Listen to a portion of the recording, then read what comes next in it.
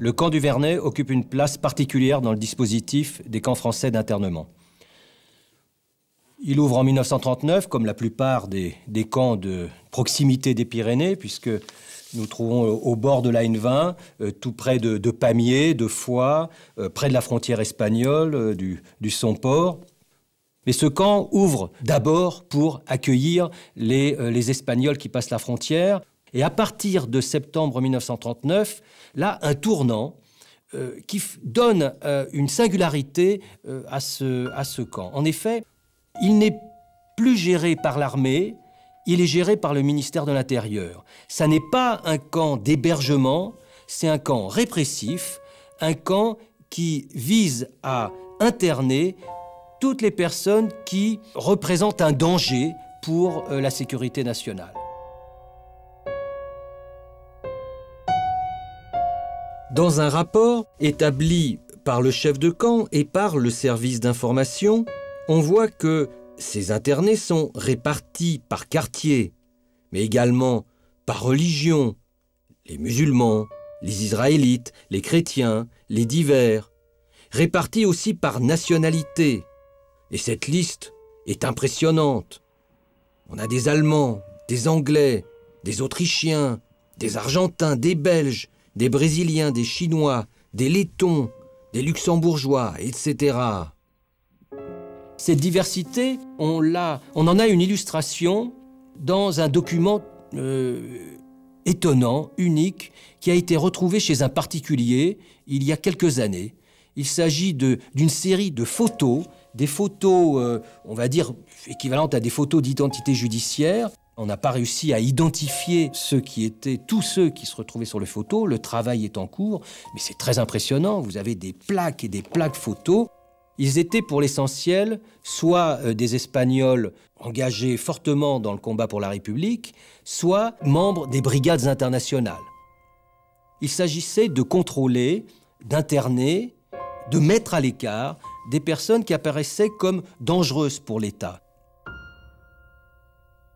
Dans les archives de la préfecture de police, on trouve un dossier qui nous intéresse au premier chef, celui de l'écrivain, du journaliste très connu Arthur Koestler, qui, en 1939, a été l'une des victimes de ces lois permettant l'internement administratif.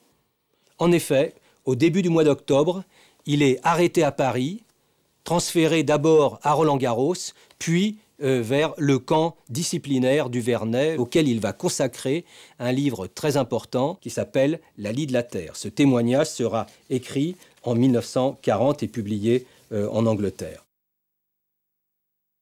Lisons ce que Koestler nous écrit. Les baraquements étaient construits en planches, couverts d'une sorte de papier goudronné. À l'intérieur, les rangées étaient divisées en 10 compartiments par des piliers de bois supportant le toit. Chaque compartiment contenait 5 hommes et avait 2,50 mètres de large. Ainsi, chaque homme avait 50 cm pour dormir. Il n'y eut pas de poêle pendant l'hiver 1939, pas de lumière et pas de couverture.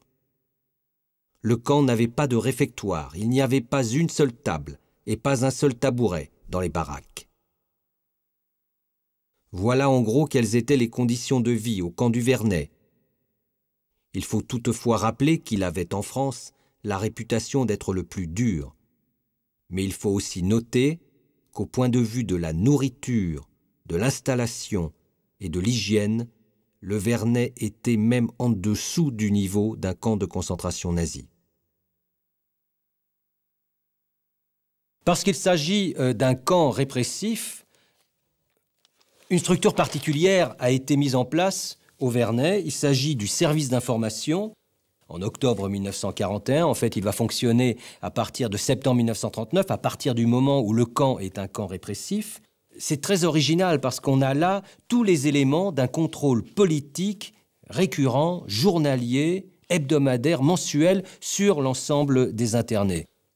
Dans le rapport qu'il nous donne, on a l'organigramme global du dispositif de contrôle des internés, depuis le chef de camp jusqu'aux différents quartiers, jusqu'aux différentes baraques.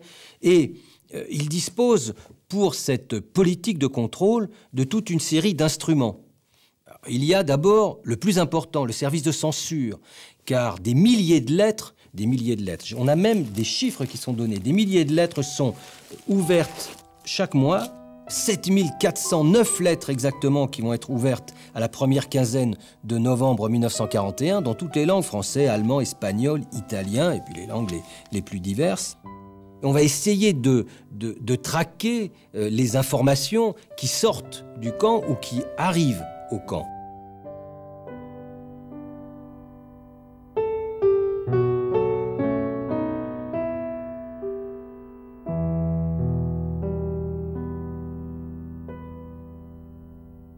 Juin 1940.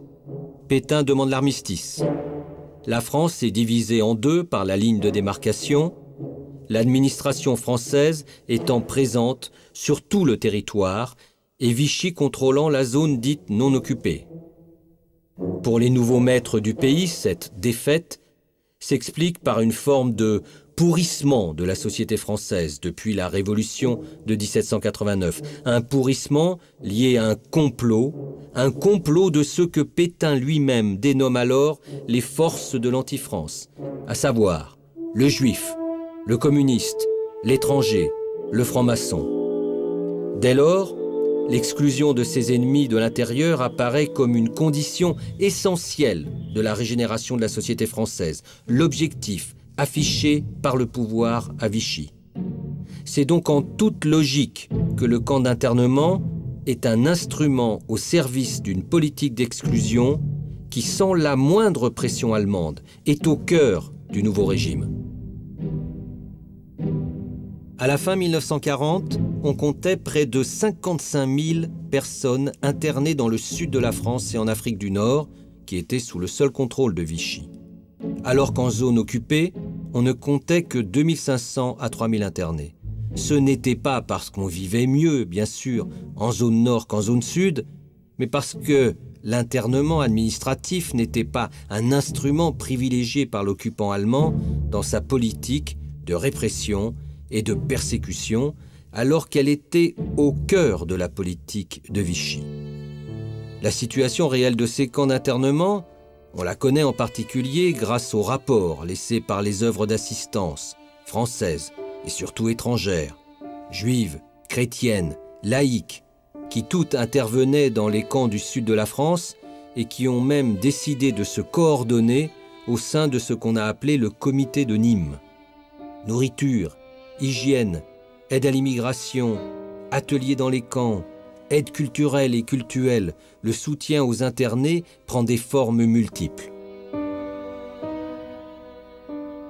Le comité américain de secours, dirigé par Varian Fry, avec Daniel Benedict, avait pour vocation la protection, le sauvetage, l'émigration des intellectuels, des artistes, qui d'ailleurs vont effectivement profiter du travail extraordinaire de cette œuvre d'assistance. Mais Varian Fry et Daniel Benedict ne s'arrêtent pas là. Ils vont recueillir une masse d'informations sur la crise des camps d'internement à l'automne 1940. Là, nous sommes à Gurs, toujours un rapport de Daniel Benedict à destination de Varian Fry.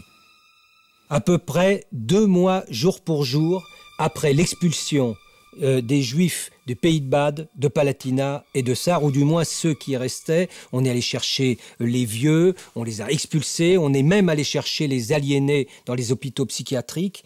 Et là, Vichy, au début, va hésiter, ne va pas vouloir accueillir ces populations complètement perdues, et finalement va céder, comme d'habitude, quand il s'agit de négociations avec les Allemands, va céder, mais pour les accueillir où? Dans un camp, et dans le camp de Gurs. Le résultat, compte tenu de la désorganisation totale des camps d'internement à la fin de l'automne 1940, le résultat est absolument dramatique. On peut lire dans ce même rapport, les chiffres de mortalité sont à peu près normaux en ce qui concerne les anciens internés. Parmi les Israélites de Bade de la Sarre et du Palatinat, elle est énorme. Le nombre moyen de décès est de 12 par jour. La journée de record a été de 21 enterrements. Jusqu'à ce jour, 20 décembre, plus de 400 personnes sont mortes depuis le 25 octobre.